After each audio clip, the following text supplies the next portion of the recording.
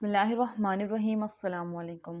آپ نے اکثر بچپن میں پڑھا بھی ہوگا اور سنا بھی ہوگا کہ ہمارے پیارے نبی صلی اللہ علیہ وسلم کا قول مبارک ہے، جس کا مفہوم یہ ہے کہ اگر کسی کو معاف کرنے میں تمہاری عزت اور وقار میں کمی آئے تو بروز قیامت مجھ سے لے لینا۔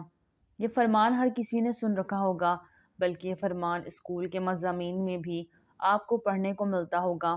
کیا آپ نے حقیقی زندگی میں کبھی ایسا محسوس کیا ہے کہ آپ نے کسی کو اس وقت معاف کیا ہو جب آپ کسی سے حیثیت میں بہتر ہوں اور اللہ پاک نے آپ کی زندگی میں ہی اس شخص کی نظر میں آپ کی عزت اور احترام بڑھا دیا ہو؟ آئے میں آپ کو اپنی زندگی میں رونما ہونے والا ایسے دو واقعہ سناتا ہوں جو سن کر آپ پہلی بار محسوس کریں گے کہ حضور کے فرمان کے مطابق زندگی گزارنے سے زندگی کتنی آسان اور خوشحال ہو جاتی ہے۔ جاب کے سلسلے میں گھر سے باہر رہتا ہوں اور اس لیے کھانا اکثر بلکہ ہر وقت ہی ہوٹل سے کھانا پڑتا ہے۔ ہوٹل کا کھانا اکثر کھانے سے انسان کا معدہ تباہ ہو جاتا ہے، اس لیے میں نے تھوڑی کوشش کر کے ایسا ہوٹل ڈھونڈ لیا جہاں سے تھوڑا دیسی کھانا مل جاتا تھا، جو کہ رہائش سے تھوڑا دور تھا۔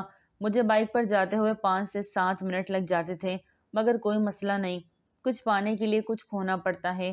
تو اسی دوران ماہ رمضان آ گیا اور اب مجھے صبح سحری کے لیے بھی جانا پڑتا تھا اور دور ہونے کی وجہ سے مجھے ٹائم سے نکلنا پڑتا تھا تاکہ ٹائم سے سحری کر کے میں اپنی رہائش پر آ کے کچھ فروٹ وغیرہ کھا کر روزہ بند کروں۔ ایک دن میں ہوٹل پر پہنچا تو کافی رش لگا ہوا تھا اور میں نے حسب معمول ویٹر کو آرڈر کر کے موبائل پر اسکرول کرنے لگ گیا۔ اس میں ٹائم کا اندازہ ہی نہ ہوا اور 15 منٹ گزرنے کے بعد بھی میری سحری ابھی تک نہیں آئی تھی۔ مجھے اچھا خاصا غصہ آیا کیونکہ روزہ بند ہونے میں ٹائم بہت کم تھا اور مجھے واپس آ کر فروٹ چاٹ بھی کھانے تھی۔ جیسے ہی ویٹر میرے پاس سے گزرا تو میں نے غصے میں پوچھا کہ میرا کھانا۔ اس نے جلدی میں اشارے سے جواب دیا کہ صاحب 1 منٹ۔ مجھے اور بھی غصہ آیا اور جیسے ہی وہ آرڈر دے کر واپس آیا میں نے اسے کھری کھری سنا دی۔ وہ بیچارہ کہتا رہا کہ صاحب رش کی وجہ سے ٹائم لگ گیا ہے، پر میں نے اس کی ایک نہ سنی۔ وہ بیچارہ منہ بنا کر چلا گیا اور تھوڑی دیر بعد کھانا لے آیا۔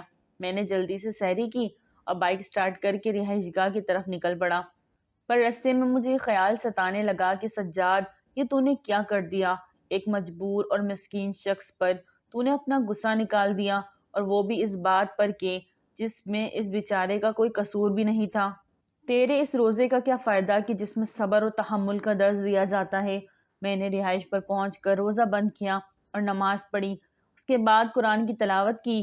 چونکہ آفس کی ٹائمنگ 9 بجے ہوتی ہے تو میں اکثر سو جاتا تھا دوبارہ، لیکن اس دن 1000 کوشش کے باوجود بھی مجھے نیند نہیں آئی اور میرے ذہن میں ایک ہی بات چل رہی تھی کہ میں نے بیچارے اس ویٹر کے ساتھ اچھا نہیں کیا، اور سارا دن آفس میں بھی یہی خیال۔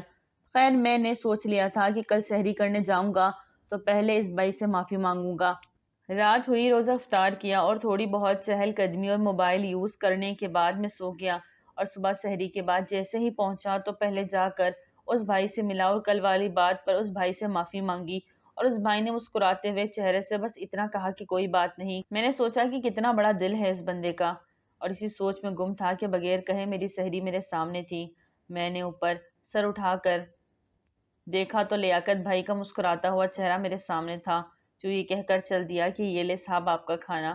اس دن کے بعد تو ایسے ہوتا کہ جیسا لیاقت میرے انتظار میں ہوتا، جیسے ہی میں جا کے بیٹھتا اگلے 2 سے 3 منٹ میں میرا کھانا میرے سامنے ہوتا۔ لگ بھگ 1 سال ہو گیا مجھے اس ہوٹل سے ناشتہ کرتے ہوئے، اور جب بھی جاتا وہ شخص مجھے اتنی عزت سے نوازتا کہ میں بتا ہی نہیں سکتا۔